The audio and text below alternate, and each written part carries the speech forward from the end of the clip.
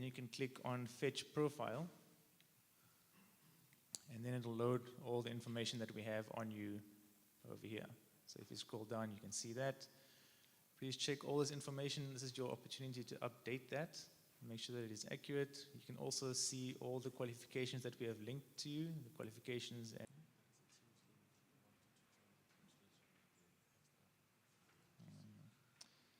Okay, sorry about that. They just want me to join a Teams link as well for the online people. Don't know if I have it here.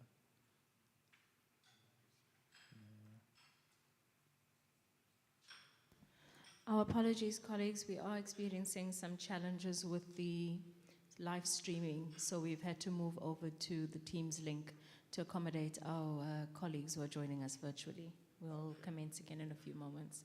Thank you.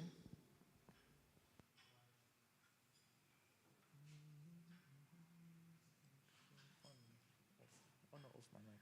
Tim, must I leave my mic off now?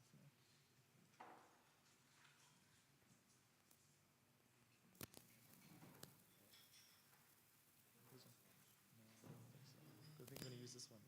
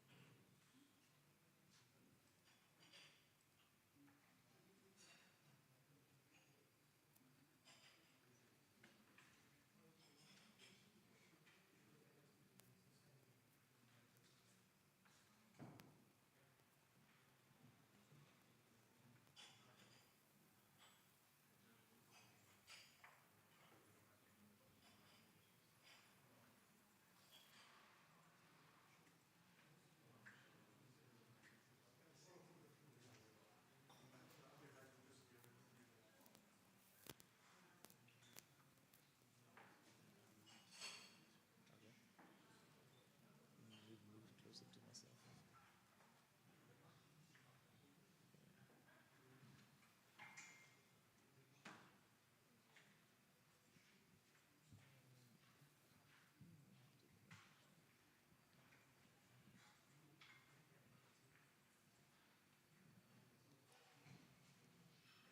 Someone must have put it in. Someone must have put it in.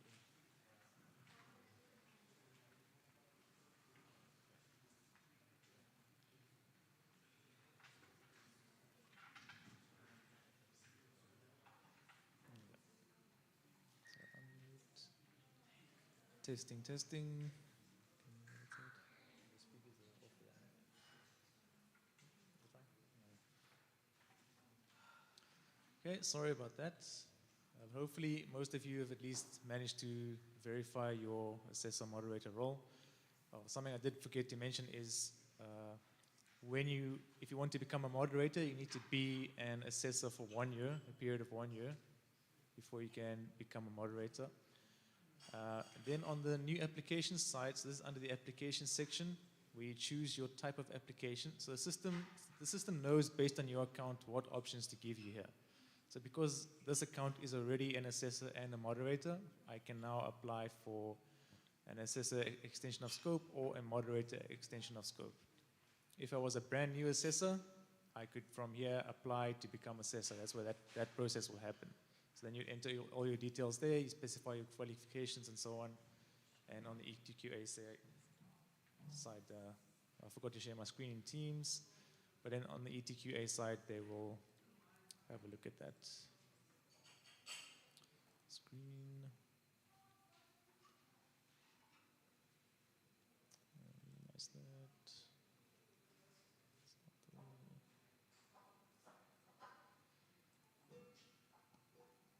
Okay, so let's say I wanted to do an extension of scope. I would choose that and then hit start new application.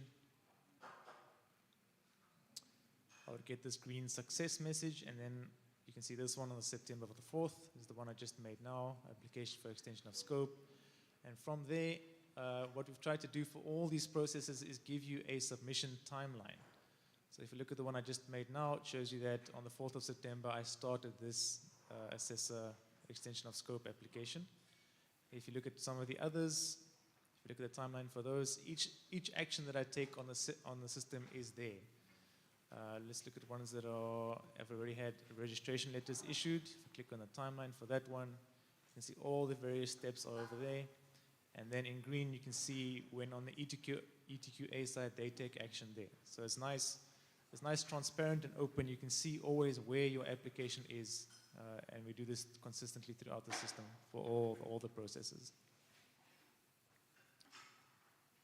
Okay, let's look at one of these. I'll open this one. So if you click open, you can see your, in this case, it's an assessor extension of scope application. You can see your personal details. As always, make sure that all this is updated. You can choose all your subsectors, as many as you need. Once you're done, you just hit the save button over there. Then we have contact details. Again, save button's always at the bottom. We have your qualifications and certifications. So this is everything you've been accredited for. So when you make a new application, here's where you would upload your qualifications and then wait for it to be verified. Qualifications, applications. So these are your current approved applications or qualifications are all over here at the bottom. So this account, I'm a very, very qualified person because this is our test site. We basically qualified for most of the qualification codes here, so yours will not look that comprehensive. Then we have the current applications over here, and the unit standards also has its own section. It looks like that. Then we have the new occupational qualifications. So here we have, in this case, a skills program. And for each of these, they have their program codes there. And then there's the attachment section. So to complete the attachment section, you'll need these 4 documents: a certified ID copy, your CV, your ETDP statement of results, and a work permit. And it says there importantly, please submit certified documents not older than 6 months. So this is of course important for auditing purposes. The ETQA gets audited regularly, and your documents need to be certified not older than 6 months. Try and scroll up.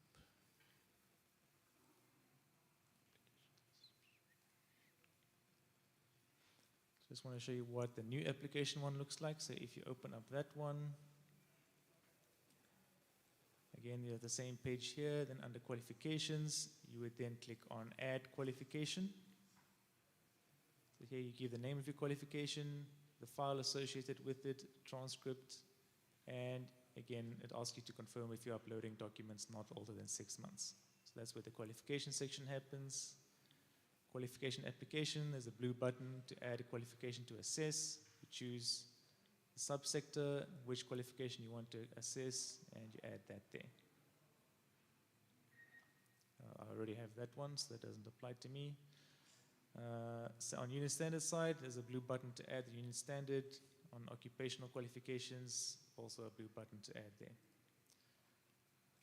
Specify the type of program. So here it's either skills program or occupational certificate. If you choose occupational certificate, you pick which qualification to assess. You can add as many as are relevant, and there's a blue add button again.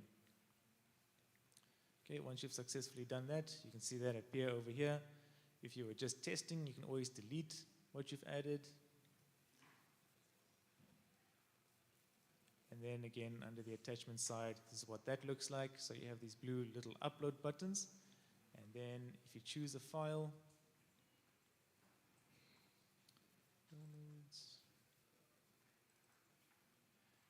PDFs only, and again you confirm that they are not older than 6 months. And once you upload, you will see that that little red or pink X turns green. So once all these are green, you'll see another orange button that allows you to submit your application, and then you're done on that side. Okay, any questions for this section? Everybody happy?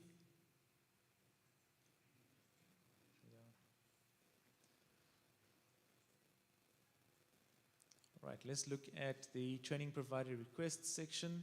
So once you click that, it breaks up into 2 sections if you have the moderator role. So under assessor requests, it looks like this. You can see all the requests that have come your way and their current statuses. From here, you can also accept any pending requests, and also for requests that you have accepted for whatever reason. If the relationship between yourself and the training provider has turned sour, you have the option to reject the request and get out of it. You can also view the SLA between yourself and the provider over here. The same thing happens on the moderator side. Then just under that, we have the accepted training providers. Again, we break it up into the assessor and moderator sides. If we check under moderator, we can see all the assessor requests, and from there, we can again reject. And the last one on this main menu side is the programs. If you go to programs and assessor, you can see all the current programs, and you can see the program types, the status that it's in, how many learners and groups and so on. And now under actions, you can view the implementation plan. So that's just an overview of what's going to happen within that program. And you can go to view the actual learner and assessment. So now we're getting into the meat of what you do as an assessor. So over here, we can see on the upload section, we have the learner list. So these are all the learners that are currently in the program. And underneath that, we have the unit standards that we need to assess. So if I click on the first one over there, you can see, so if there were more learners in here, they would all appear under this section. And we can see their POEs over here. Currently, we can see the assessment report. We've marked this person as competent. So normally you would then download this, you would assess it, enter the results, and then this is the upload button. And once you're done with your assessment process and it's ready for moderation, so that's when you've now assessed all the learners in your group that has been allocated to you. You then send a notification to the moderator. So this speeds up the process quite a bit, because now the moderator immediately gets an email so they know, okay, assessment has been done on this program. I need to now moderate. On the moderator side, once they are done moderating, looks exactly the same as this, by the way. Then they get a button at the top that sends notification to the training provider. So this also helps speed up the process of what we was explaining about the interval assessment. So once you've assessed 50% of the learners, you can then apply for your interval verification. So you do this for every single one of the unit standards that you need to assess. Okay, I'll show you what it looks like on the moderator side. Okay, again, all the programs where we are moderating. Action side, you can view the program, view the learner list and assessments. We can also, there's an upload section for all the moderator reports. So everything green here has been completed. And the specific unit standard that we want to moderate is there. And as I was explaining, on this side, we have the option to send a notification to the training provider.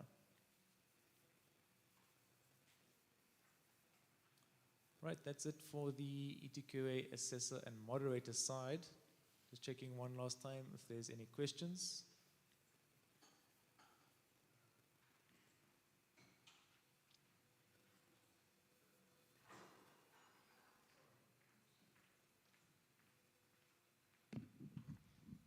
Yes, I would encourage people maybe to ask questions, don't be shy, because, yeah, this is the first encounter with the system.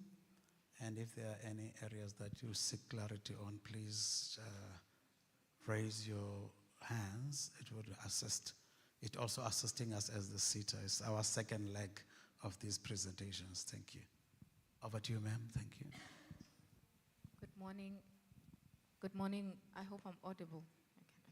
You are, ma'am. Thank you. Thank you. My name is Sasanda Sekiti from Pogopela Investment Holdings.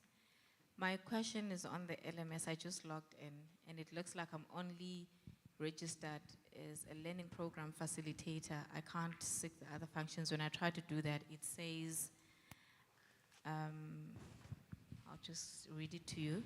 No training provider, contact person with that email address. So what is the next step that we need to take in order for us to get to that part?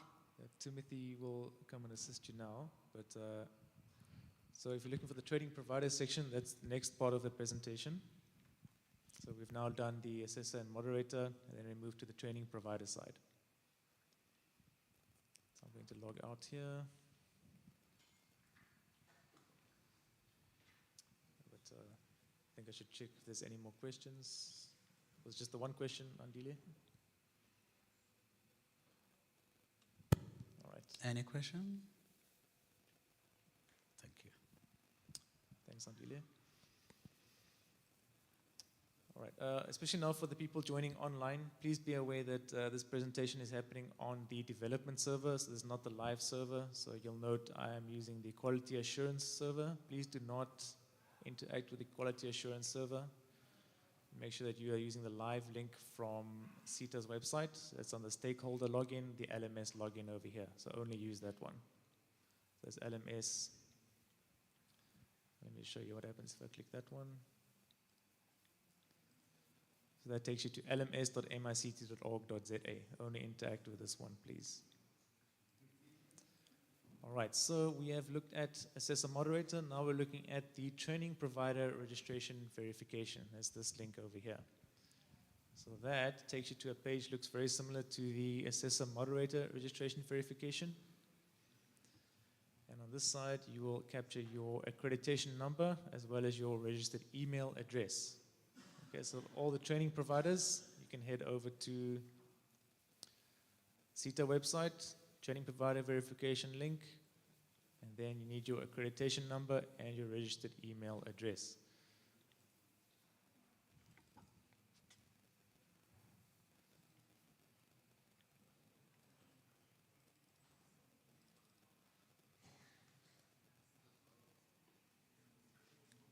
Okay, once you have those in, you can then send OTP. And again, you check the screen for the notification on the top right. So it says OTP sent to. Check your email address and cell phone number. Hopefully on the system we have this information correctly. If anything is not correct, for example, if you don't find your accreditation number, you'll need to contact ETQA at mict.org.za. Also, if the email address doesn't match to what you currently have, you also contact ETQA at mict.org.za. Timothy, I need my OTP. Timothy.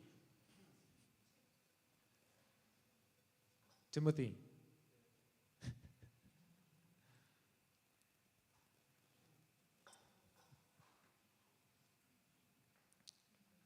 Okay, he's bringing it to me now.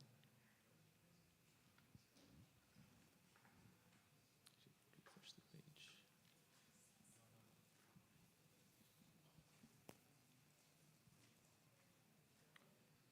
One, 2, 6, 0, 4. Okay, so you enter your OTP, you click on Fetch Training Provider. Oops, I didn't refresh the page first. My page timed out because I wasn't there for a long time.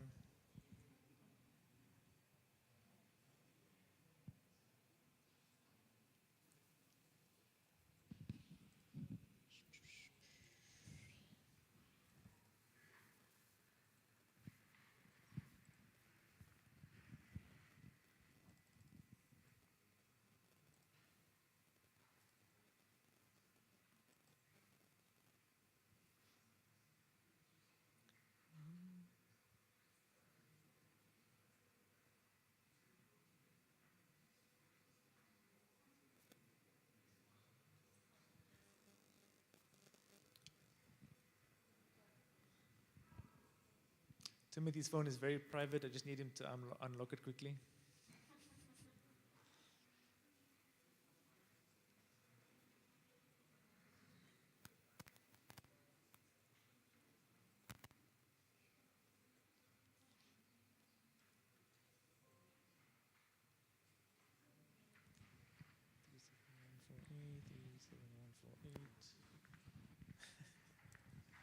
Hopefully I won't need it again. Really? Okay, so once you have entered your OTP successfully, it'll then fetch all your training provider details. Okay, and again, just similar to the assessor moderator side, this is your opportunity to update all your information, make sure all this is accurate. And then we have your address on this side. There's a little useful link over here to get your GPS coordinates from. You can specify your site over here of your organization. So over there, you just allow it to use your location. And you can show us where we are now. And you can just drag that pin to wherever it is that you want to add it. So if that's your location, you get the latitude and longitude from there, and you capture that on the system. So it'll need latitude, longitude, and then all this you can get from that site. Okay, specify your primary ETQA or SETA, more information, and then over here we have a password. So just like when you register on the system, this password has a bunch of requirements. Make sure you satisfy all of those, and you agree to the MICT SETA policy and so on. Before I move on, I want to just check this as well. So we also have a list of all your accredited sites in this tab. Do not use this to add sites that have not been accredited yet. So this is only for sites that have already been accredited, and it says not appearing here, then you can add it. There's a separate section which I'll show you just now where you add new sites. You can also see all the qualifications you've been accredited for. And over here, I think when we migrated, we didn't really know all the electives that you had. So we have the option here to add unit standards to this specific qualification. So currently this interface is black, and if we add unit standards and specify the electives that we're covering, for each one of these it shows you how many credits. So if you look here, the elective credits are 27 and we have selected 20, so we need to get our 20 up to 27. So if I want to add unit standards over here, I select the electives. Let's do this one, it gives us 6, and this one gives us 2. And I'll add the electives. And once I do that, I don't want to do that. It's only added one, the other one I think is already there. Let me pick another one. Describe data. I'll just put many. All those were already there. I just want to turn it orange just to show you what it looks like.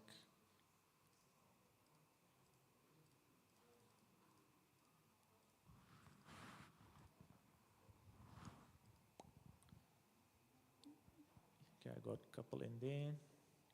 Okay, so once everything is good, you'll see this turn orange.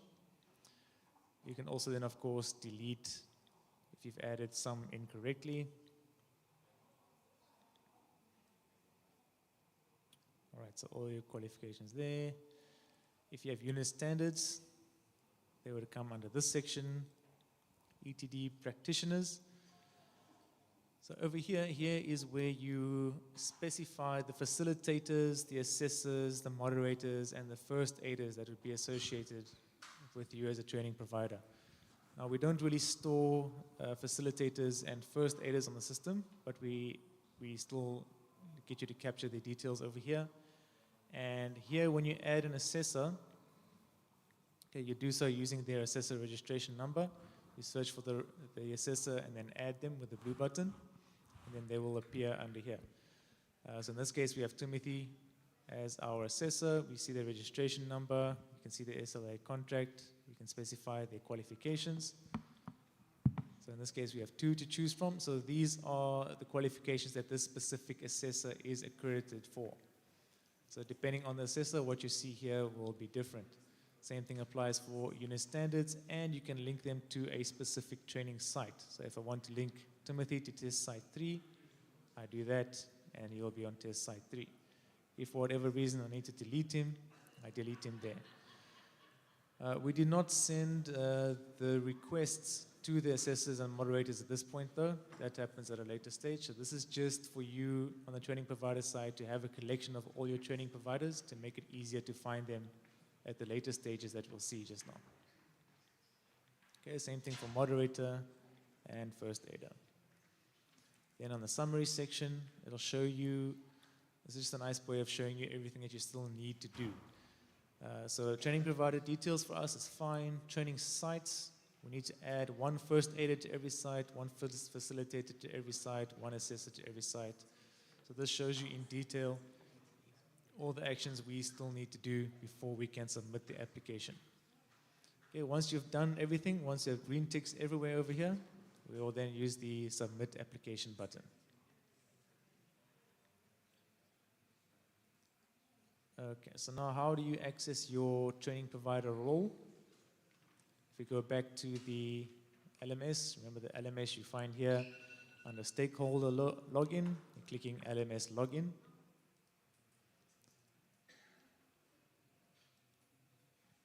Okay, so you'll use your account with your original password. If you've just linked the training provider role, you will use your original password. If it's your first time on the system, you'll use the password that you chose just now on the verification page. Okay, confirm that you are not a robot. And then we hit log in. So now we're going to see what the training provider page looks like. Again, the system supports the ability for you to have multiple roles. So you need to make sure that you just choose the role that you want to interact with. So I can now see training provider role. That's the one that I want. And now we have the dashboard. Remember, like I said, we have dashboards for each specific role in the system, and this is the training provider dashboard. So here we can see how many induction approvals we have, how many interval approvals, exit approvals. We have an announcement section. If the SETA wants to send any important announcement, you'll see it pop up over there. And here we have our accreditation letter and logo. So if I show you the accreditation letter, this is what that looks like. So it shows you all the things that you're qualified for. And here's that QR code that I think Natalie was talking about earlier, and Bui as well. So this is that QR code that we can use to verify training providers and assessors and moderators. So everyone has this on their documents. So you can scan that, you'll be taken to a website that either confirms or denies that this is an accurate certificate. Because as you know, Bui was explaining, these days it's very easy to edit these PDF documents. My 8-year-old could become a training provider if she really tried hard enough. So this QR code helps prevent that kind of fraud. Then we have the accreditation logo as well. So we also have a logo with your accreditation number that you can use to put on your website. And over here we have all the learning program requests. So here we can see the company that's made the request, when it was requested, the type of program, and the status. And from here we can either accept these requests or reject them. Current learning programs, so these are all the current learning programs that we have. You can see them in various statuses. You can see the names, how many learners, duration, all the various states that they're in. So this one is already an exit verification requested. This one is pending. This is in progress, and so on. Then we have induction verification requests and approvals, interval verification approvals, exit verification, all from your dashboard to make it easy for you to see what's happening as a training provider. Then on the left-hand side, if the SETA wants to give you any documents relevant to training provider, they will go under this section. And then under applications, over here we can see all our current applications. We can see this one has been withdrawn. this one has been submitted, this one has been assigned to an advisor. And again, like I was saying, we always have the submission timeline.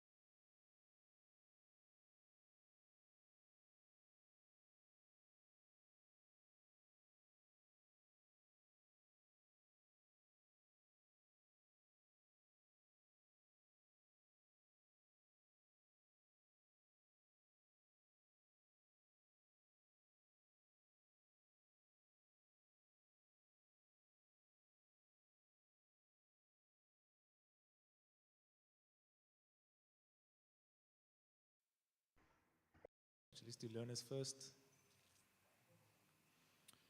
So on the learner side, these are currently added learners. You can print the learner list, and for each learner on the system, you can take various actions, such as viewing them and removing them. We all know that for various reasons, learners can pull out of programs while they are happening, so we facilitate that process through the system as well. Just want to take you to a new one. Pending, this one over here.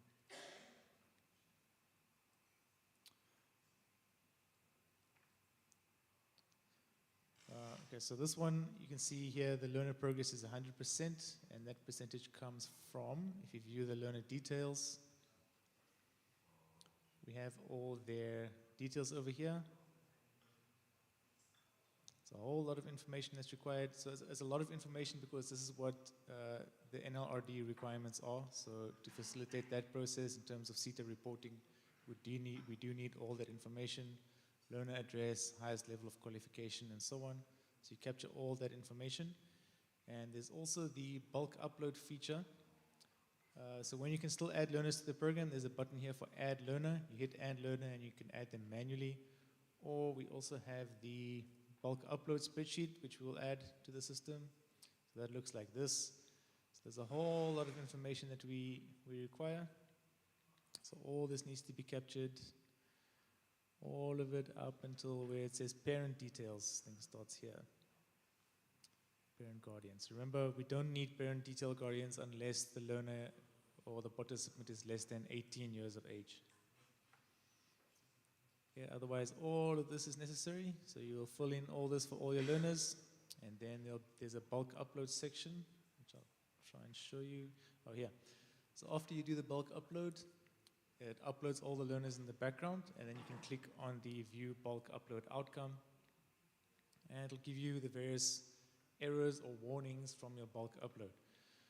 So if you reach an error, it means that it hasn't added any more learners, and the error will specify the reason. Some potential errors could be things like an invalid ID number. You know, we check all that kind of things. Are you uploading valid ID numbers?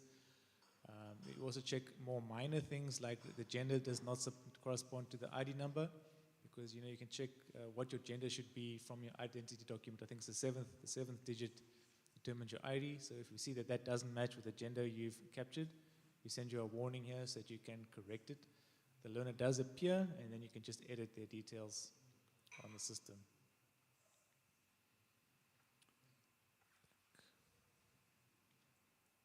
So that's with the bulk upload feature. Most people tend to prefer the bulk upload because you just have one spreadsheet that you work on, get all the information on there, you hit upload, and it'll populate over here. As I said, there's actions over here. You can view the learner details or remove. And we go back to programs.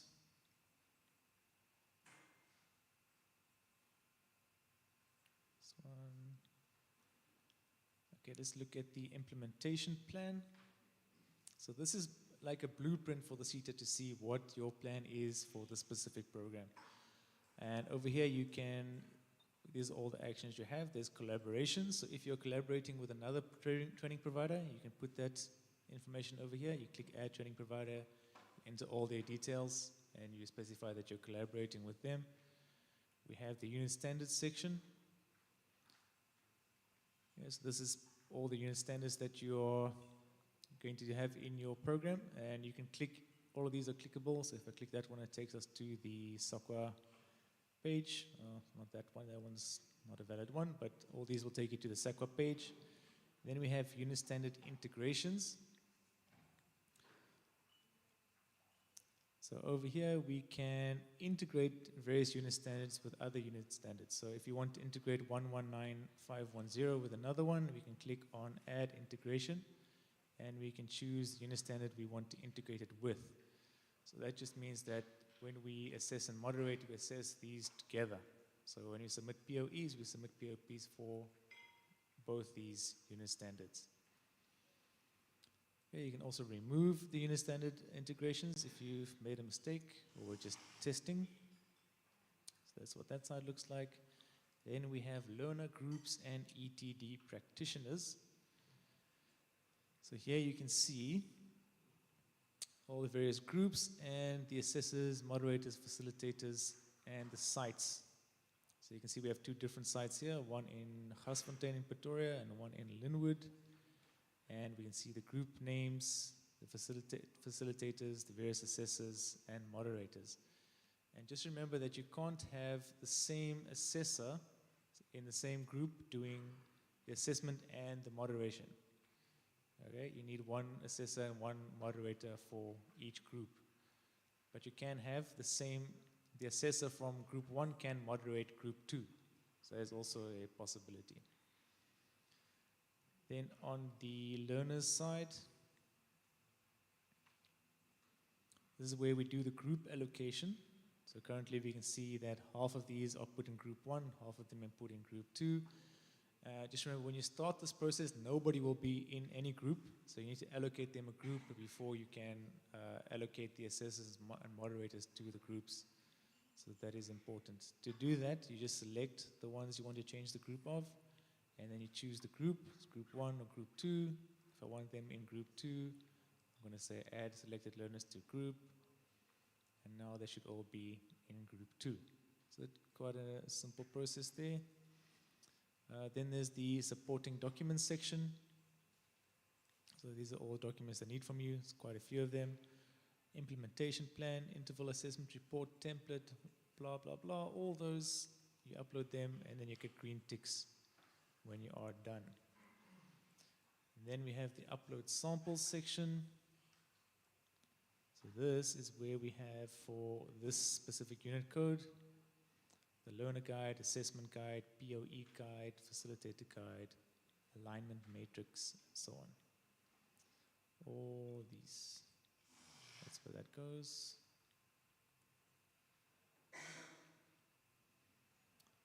I'm going to go back to my list of programs. Find one that's in progress maybe. All right, so the other one we're going to look at, that was implementation plan. Now we can look at assessments and learner POEs.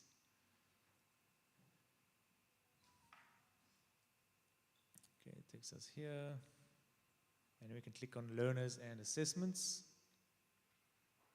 We have our one little learner and their unit standards. So if you click on this one, this is where we upload the POEs.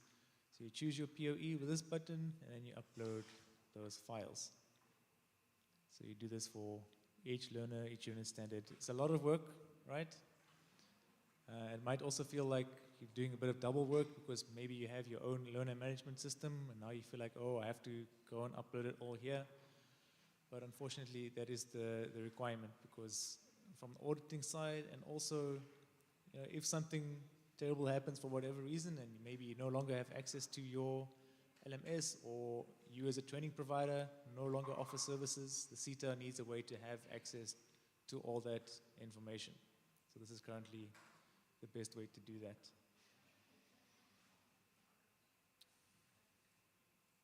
Okay, so for each one of those, we have a section, and yeah, that goes through to the assessors and moderators. Any questions so far?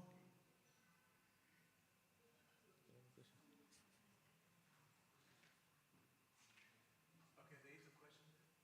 Oh, okay, no, fine. Okay. Any? Carl, I think you can. Okay. They want to go to lunch quickly. It's good.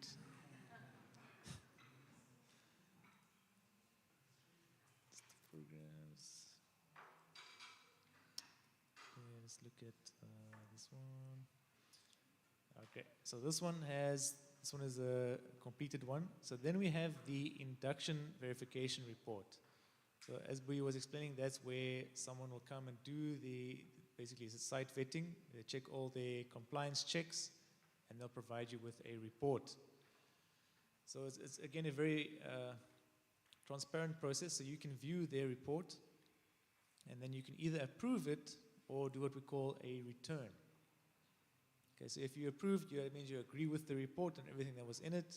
If you don't agree, you hit return. And over here, you can specify your reason for returning. So you say, I don't agree with XYZ, and you return the report. And then they will have to take action on their side and come back to you again. And this process just keeps repeating until everyone is happy. All right, then we have the program details. So we have training provider details. List all your training sites.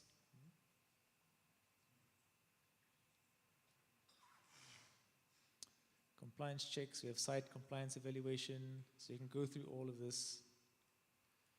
So these are the various comments that you get from the person who did the induction.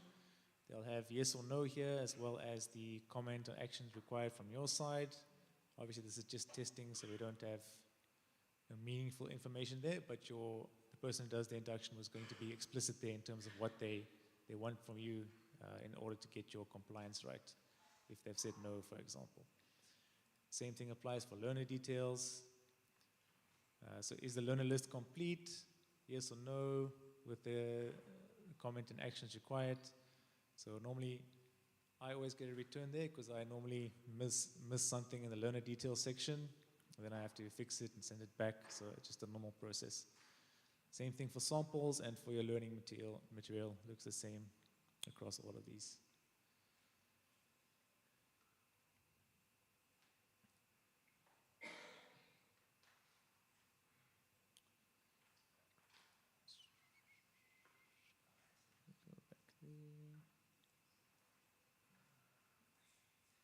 List of programs.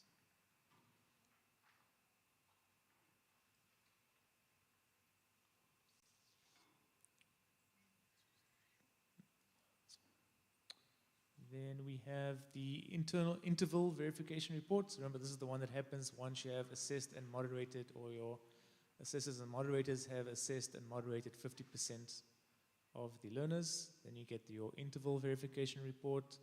So this is what that looks like.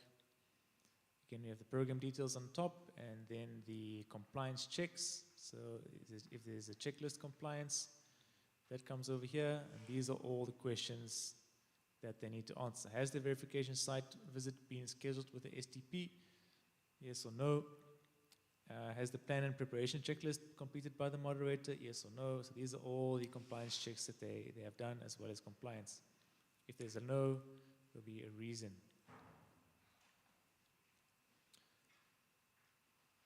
Okay, this one is completed, so this one has already been accepted by us, so we cannot return it at this point, but it's the same, looks more or less the same as what I showed you previously.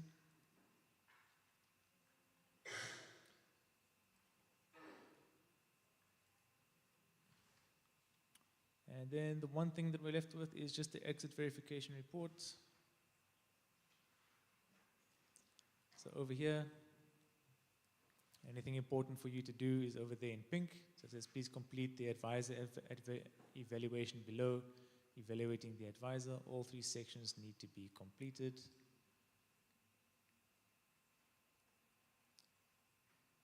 So that's over there.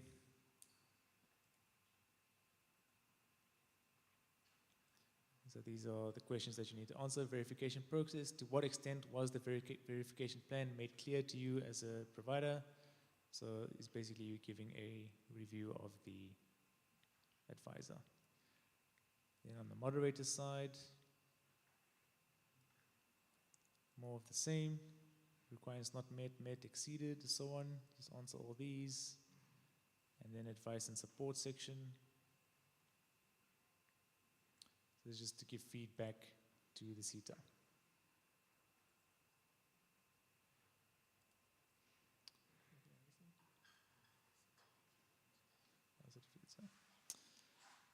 Right, so you can also view the exit assessment and moderation reports on this side, unit standards, program details, all that is always here as well. Okay, that's essentially that for the programs. Then under certification. Okay, so certification side, as I explained earlier, we now have the digital certificates that go out to all the learners. And we can also facilitate reprints now. much easier through the system. So if your learner, for whatever reason, has lost their certificate, you can always do a reprint and get it to the learner. So once you click on certification, you can see all your training programs that are in the certification phase. You can see the program name, how many learners, status in terms of certification. So you can see here, certification officer assigned to that one, senior manager approved, certificates created, and we can click view learners over here. And this is where we can see the certificate. So I'll show you this one. And I'll be pleased to let you know that I have a certificate in advertising, which you can check with that QR code to verify. So all the certificates will look similar to this, with a QR code that we can always use to verify the authenticity of the certificate, as well as the statement of results over here. So that's what that looks like. I think I did okay. Also with the QR code.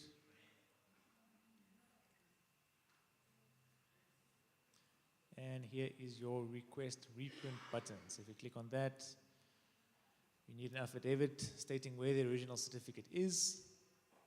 Upload a certified copy of your ID. Explain why you need a reprint of this certificate. You do that, click the blue button, and you're done. Nice and simple. So for each learner, there'll be one of those buttons there.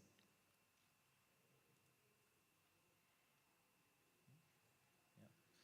So that's basically it. Any questions?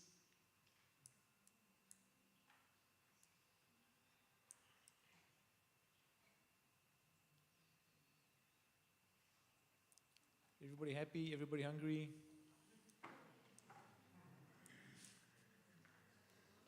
Kyle, is that it for the entire system? We've done learner management verification, assessor, moderator, subject matter experts. Okay, great. Thank you. Over to you, Program Director. Well, thanks a lot. So we're actually done for the day. I think now is the time for me to call upon Natalie to actually come and maybe just share with you, some tips and wisdom around on how to navigate better with less mistakes and any other thing that, could come in the future. But over to you, Natalie. Thank you. Thanks, Mr. Nene, and thank you to everyone who joined us today. Thank you for making the time to come and see what we've been working on for the past year. I'd first like to express my gratitude to the ICT team who've worked with us, along with the TUT team, Tshwane University of Technology. This is actually a first in terms of the development of a system.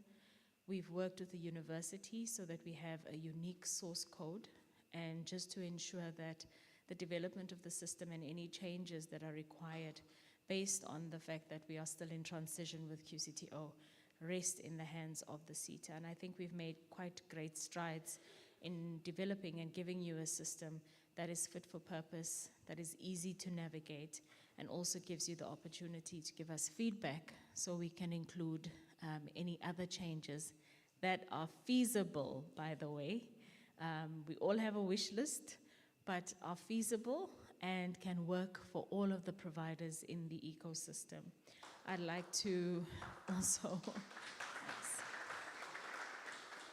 I'd like to extend a word of thanks to my team who have, at this point, I'm sure you must be exhausted, tirelessly traveled throughout the country just to ensure that we are available to assist you in the process of navigating through the system. To all of you, thank you so much.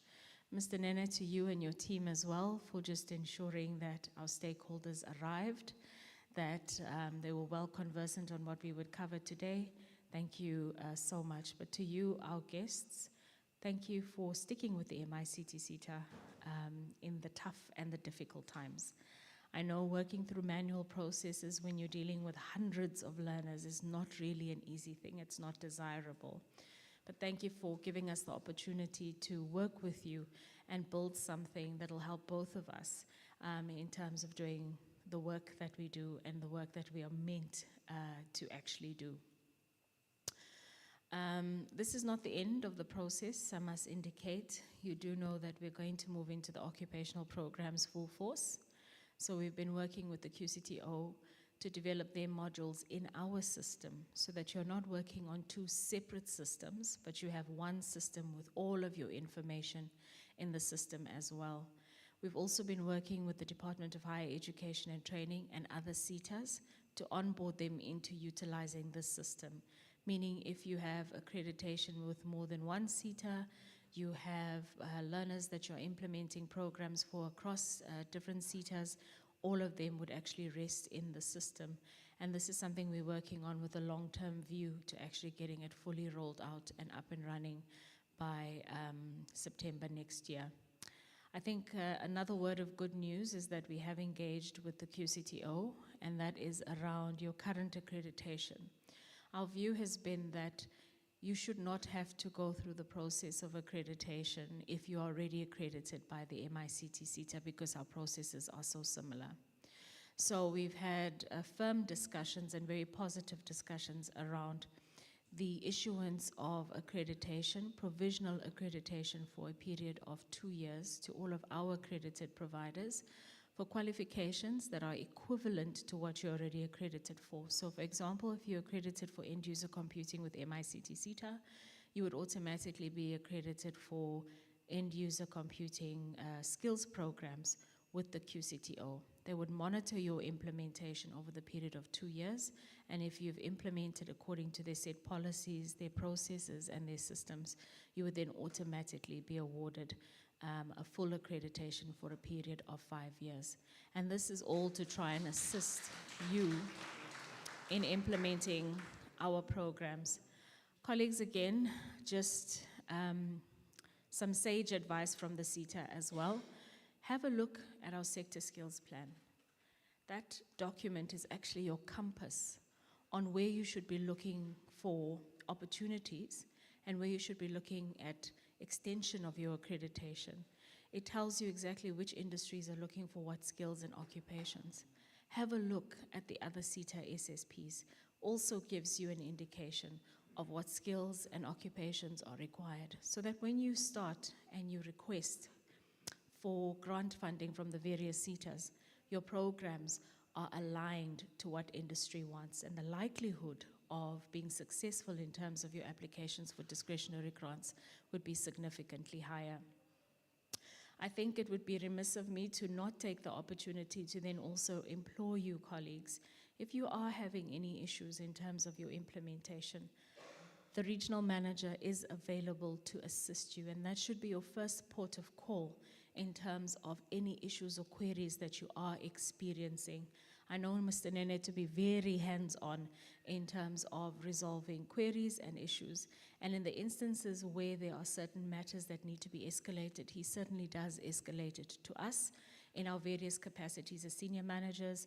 And ultimately then, if we are not able to make a determination, it rests within the ambit of the CEO.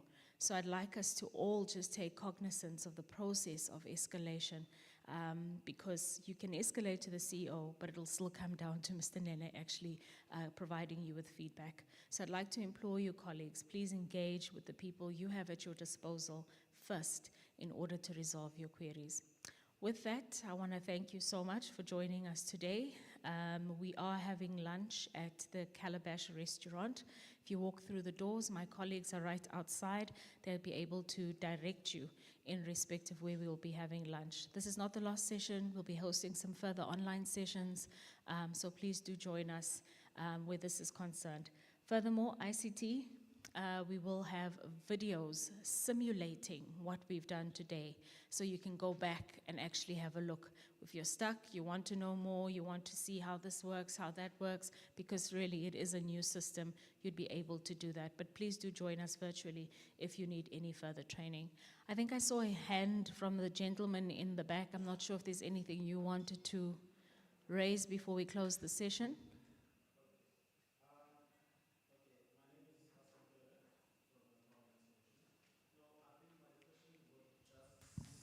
clarity on. I would just want to seek clarity on. I think I attended a workshop that was in PE back then when we were trying to introduce qualifications that we knew from MICT SETA that I think you guys were done with. I think there were quite about 12 by then, 9 to 12. I'm not sure, but there was an indication that they might be available on request.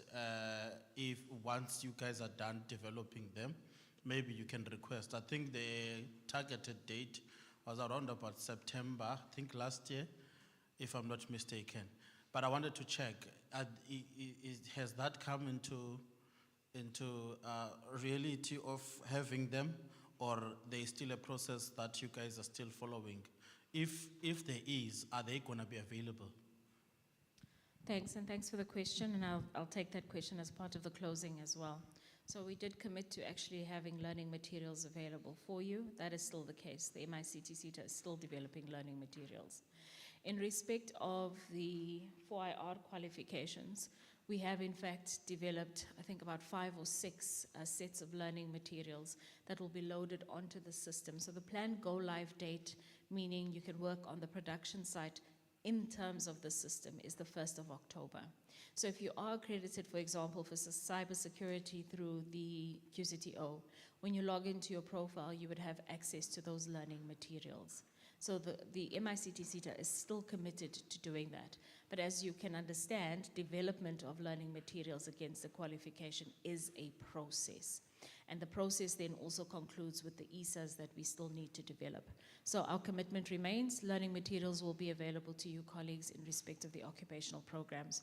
We've gone a step further, and we've also then said, because we want to standardize the learning across the board, we understand that with the last date of enrollment, having moved to 2025, we will still also issue you with then historical learning materials for the current historical qualifications, because the teach-out period is still there.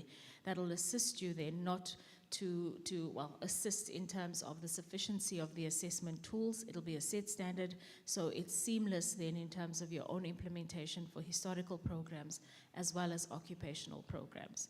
Colleagues, I implore you, once you have the learning materials, please don't sell them to anyone else. They are free of charge, as long as you become an accredited training provider. Okay. All right, I think I may have, I trust I've answered your question, but thank you so much, colleagues. Enjoy the rest of your afternoon and do take care. Stay safe.